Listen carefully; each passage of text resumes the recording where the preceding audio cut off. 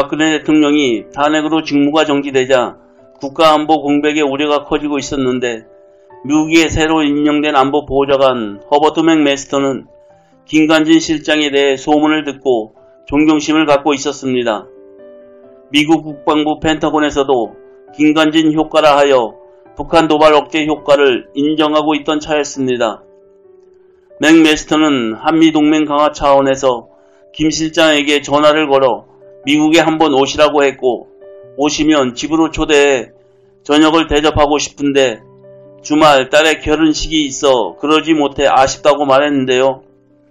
2주 뒤 김관진 실장이 미국으로 갔고 맥메스터 딸의 결혼 선물로 목각 청둥오리 한 쌍을 주었습니다.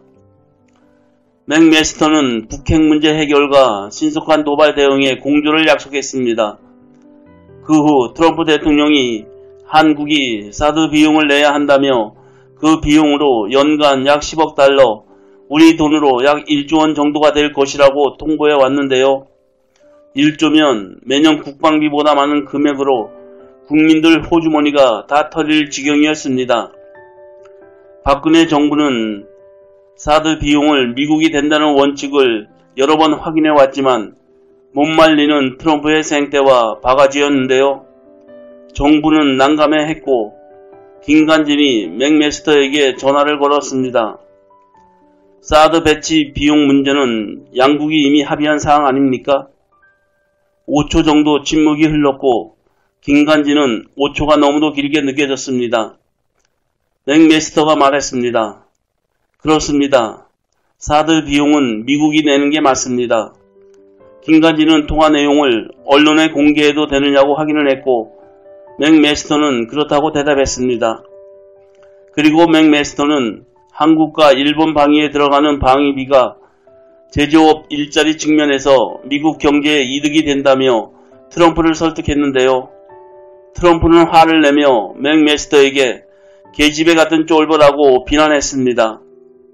또 미국은 호구라며 동맹국의 돈을 우리가 써야 하니 동맹과의 계약은 끔찍하다고 했는데 트럼프의 분노한 표정이 상상이 가는군요.